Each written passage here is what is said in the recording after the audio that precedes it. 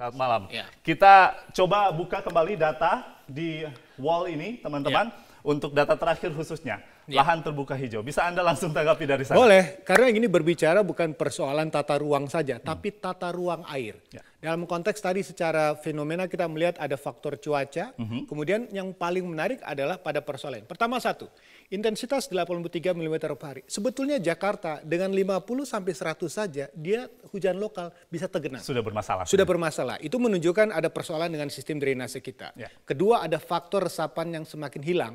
Ketiga, ada faktor air yang jenuh. Oke. Nah, itu menjadi persoalan. Nah, kemudian daya tampung debit dan sungai.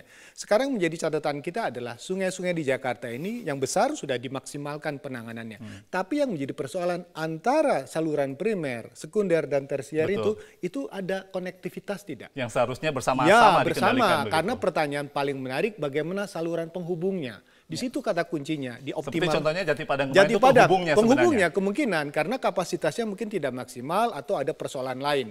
Kemudian terkait dengan ruang terbuka hijau. Ini kalau berbicara data tentang ruang terbuka hijau nggak pernah naik 9. Klasik sekali. Yang menjadi persoalannya bagaimana sebetulnya pada saat musim hujan ini kita melakukan upaya gerakan menabung air atau membantu mengurangi kerja dari apa? Dari sistem drainase. Biopori bagaimana dengan hal Biopori tersebut? mungkin kurang maksimal, tapi sumber resapan. Misalnya dari talang air kita simpan dulu, baru sisanya. Katakanlah 40-60% bisa ditampung, sisanya bisa baru kita salurkan. Tetapi kalau itu dibuat masif oleh warga masyarakat, belum membantu. Belum banyak membantu, karena persoalan paling besar sekarang ini masalah ketersediaan lahan. Jakarta begitu masif permasalahannya ya. Pompa air ini salah satu hal teknis sebenarnya. Ada 150 di Jakarta. 150 pompa air, tapi yang menjadi pertanyaan kita adalah semakin banyak wilayah yang semakin turun permukaan tanah sehingga banyak air yang terperangkap. Ya. Jakarta itu udah kota ibaratnya kalau di Bangkok 1000 pagoda, di sini harus 1000 pompa. Karena pertanyaannya pompa ini sangat penting. Contohnya kemarin di Duku Atas. Itu wilayah yang underpass, beberapa jalan itu pompa harus siaga. Jadi pompa tidak bisa maksimal, tergenanglah. Nah, kedua yang menarik dari pompa ini, pompa harus bekerja ketika antisipasi cuaca itu bahwa akan turun hujan dalam kapasitas cukup besar. Sehingga mampu menurunkan permukaan dari saluran itu sehingga bisa maksimal. Baik, Bang Yayat, kita tunggu. Ini salah satu janji sebenarnya dari Gubernur dan Wakil Gubernur pada saat itu menambah jumlah pompa. Yang terakhir ada tali air terhambatnya proyek karena adanya proyek. MRT, LRT, apakah itu penyebab utamanya? Nah, sekarang LRT, MRT. Pertanyaan pertama itu MRT. MRT ini ya alhamdulillah kemarin airnya tidak masuk ke dalam ya. Ini antisipasi. Kedua, apakah tata air atau tali airnya ada yang terputus tidak? Atau ada peninggian? Atau ada pekerjaan konstruksi yang menutup sistem drainasenya? Mohon maaf ya, saya mencatat ada beberapa hal. Misalnya satu contoh ya. Ada perubahan segmen jalan. Tadi di kiri, pindah kanan, pindah kiri. Nah, beberapa ini ditutup. Pertanyaannya, kemana sistem aliran air? Apa terhambat atau tidak? Baik, apakah ini yang terjadi di Jakarta Selatan? Kita bisa lihat peta yang tadi kami tunjukkan secara augmented reality di selatan. Yang berwarna merah di sini ada HR Rasuna Said. Ini termasuk titik banjir baru menurut BMKG dan BNPB. Nah, tadi saya konfirmasi ke BMKG, di titik selatan dan pusat ini, memang pada saat kemarin tuh disitulah lokasi yang paling tinggi intensitas curah hujannya. Pusat dan selatan. Dan kita ingat selatan itu rata-rata curah hujannya dibandingkan utara lebih tinggi selatan. Sebetulnya selatan itu harus waspada dalam konteks ekosistemnya, sistem drainasenya, dan sistem tata kelola tata ruangnya.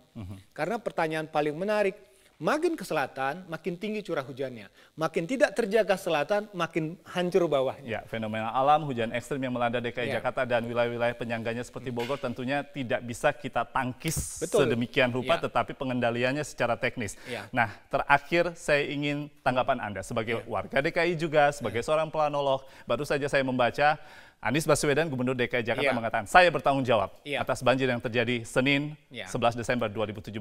Tapi bagaimana Anda melihat hal ini dijuantahkan secara teknis? Pertama begini, tanggung jawab betul dari seorang pimpinan wilayah. Tapi yang paling penting, apakah tanggung jawab ini terimplementasi dengan tanggung jawab pada aparat pelaksana di lapangan tidak? Contoh yang kemarin ditemukan bahwa petugas tidak siap, alat ada bermasalah dan pompa tidak jalan. Pertanyaannya, bagaimana kesiagaan petugas yang ada di lapangan? Kedua, pada pelaksanaan di koordinasi di tingkat wilayah. Kita perlu. Nah, sekarang yang paling menarik adalah statement Pak Gubernur yang mengatakan akan memberikan sanksi. tanggung jawab itu kan oke di gubernur, tapi bagaimana sanksi bisa mendorong yang di lapangan juga bergerak. Baru yang terakhir adalah koordinasi, karena penanganan banjir ini bukan hanya urusan sumber daya air, bukan PU, juga melingkup beberapa unsur lainnya. Yang paling penting pada unsur wilayah. Unsur wilayah di tingkat kelurahan, seperti kemarin sudah terjadi kejadian di Pasar Minggu, Pasar Minggu ada di banjir. Nah pertanyaannya, sesudah kejadian itu apa yang dilakukan?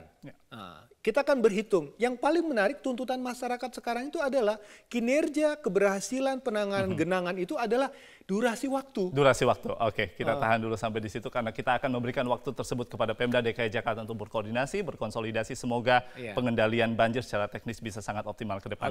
Yayat Supriyatna, terima kasih banyak. Pranolog, pengamat tata kota telah berkumpul bersama kami di Prime Time News.